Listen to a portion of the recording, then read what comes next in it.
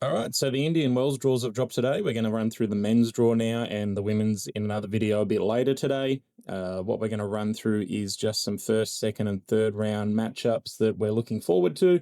We're up on the screen at the moment is your top 32 seeds. It's a pretty self-explanatory draw. We've got all the main guys there. We're not really missing anyone unless they can't get there from the Dubai incident.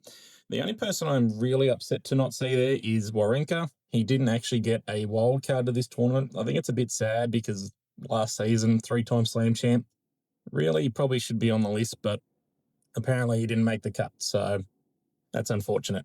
But let's run through it quarter by quarter and see what we're looking forward to. So I'm going to look over here a little bit. I've got the draw in front of me, but let's go through the top part. This is our top quarter. So we've got Carlos Alcaraz as the number 1 seed, obviously. He has a possible second round matchup with Dimitrov. Dimitrov does have to get through Frenchman Terence at Maine. He lost to him at Acapulco about a week and a half ago, so I'd love to see that second round matchup, but Dimitrov's got to get through that first. Just below that, we have Rinderkich, our 26th seed. He might meet up with Vandersloot in the second round as well. Another one where I think Carlos maybe just gets to the third round and sort of cruises through there. Moving down a little, we have Valentin Vacherot. He's in good form at the moment. He'll probably play Casper Ruud in the third round. I think Casper gets through that pretty comfortably too. So that might mean a Ruud and Alcaraz fourth round matchup, which would be interesting to see as well. Bublik, he is definitely on the way. We've seen him. He is on the way to Indian Wells at the moment. He got out of Dubai. He will have an interesting first round for him. He will play the winner of Zhang and Arthur Kazoo. I think he gets through that. He's been playing great for my eyes the last few months. I thought he was going to go deeper at a few tournaments, but I think he gets through that, where he then plays Italian Luciano Dideri. Again, I think he gets through that pretty comfortably, which puts him in the fourth round against possibly Norrie or Deminor. Deminor does have to get through a tough match for his first one. He plays either Korda or Comasana. Again, he's very solid at the moment. I don't think he loses to either of those guys, and I think he gets through Norrie pretty comfortably too at the moment. So we're probably looking at a Bublik and Deminor fourth round matchup there. I think that top part of the draw is pretty straightforward. I think Alcaraz goes through. I think Deminor and Bublik probably make their way through as well. That one, 50-50, Bublik, Deminor, but I think Alcaraz takes it out on the top quarter. All right, the second quarter, things get a little bit more exciting here. We have Djokovic leading the top part of this draw. He seems to have a fairly straightforward run, except if you count Pericard in the second round. We're looking at number 1 server versus number 1 returner here. So I think Djokovic gets through that pretty comfortably, though, which then puts him in the third round matchup with Moutet, the Frenchman. Again, if he keeps playing the way he has, I think he wins that too. Moutet does have to get through Hurkacz, though. The photo of Hurkacz going around yesterday, he was pretty shredded, but I think Moutet gets through his round and Djokovic gets through his. So that means a third round matchup for those two. The next little section's interesting. We've got Cerudo probably meeting up with Draper in the third round, with Batista Gut floating around in there as well, and a qualifier, but probably Draper, as long as he's back to some sort of form, gets through that part of the draw pretty comfortably. This one's interesting. We go down to Medvedev. I haven't actually heard anything. Last I heard, he's trying to hire a private plane to get out from Oman to get to Indian Wells. So as long as he can do that, he'll be here. But he actually has to probably take on Lehecka in the third round. I don't like that matchup. They've only played 3 times. They've actually only ever finished a match once. Lehecka did win that one. It was pretty close. About 2 years ago, I think it was. But I don't like that matchup for Medvedev. I think Lehecka gets through there. Then we move down. We've got Humbert and Fritz with an interesting first round matchup to play Fritz. We've got Demir and Fernley, or Demir Jusmar. I think Fernley gets through that again. I think these great British players, they're just looking for a bit of form at the moment. Obviously, Draper's coming back from injury, but it'd be nice to see them both get to the top of their game again. I think that's a pretty straightforward section. Fritz probably gets through to play Humbert, and then probably goes through to play Lehecka, Medvedev. I'm leaning towards Lehecka. But that's the whole top half of the draw, so let's go down to the bottom half now. Now, this part for me is where it starts to get really exciting. We have Musetti leading the way with a third round matchup against Arthur Fils. That one will be pretty exciting. I think, again, Musetti gets through it, but I love to see the match.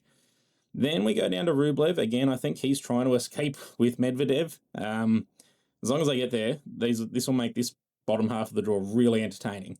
So we've got Rublev there. We've got Felix Auger. That's looking like a pretty probable third round matchup, unless Monfils can do Monfils things and take out Felix in the second round.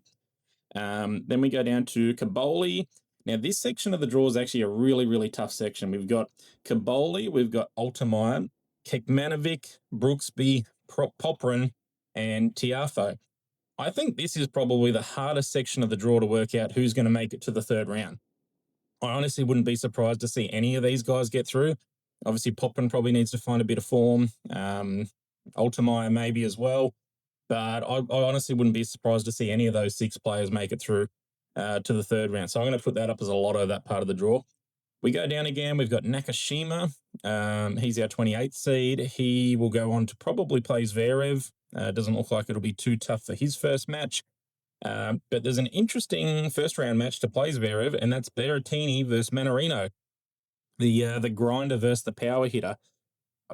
I think Berrettini wins that, but I got no idea. Then I believe that Zverev goes on and wins that pretty comfortably.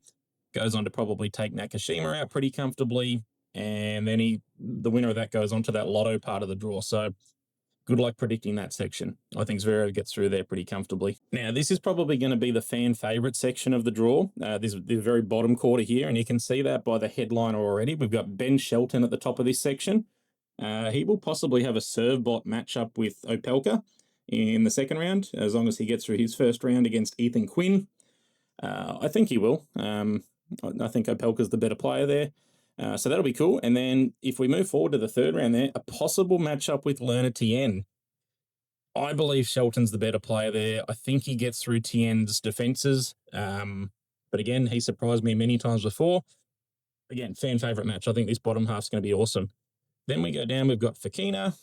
He'll probably play Cilic in the second round. Love to see that. Love to see Cilic in form. These older fellas, let's get them going again.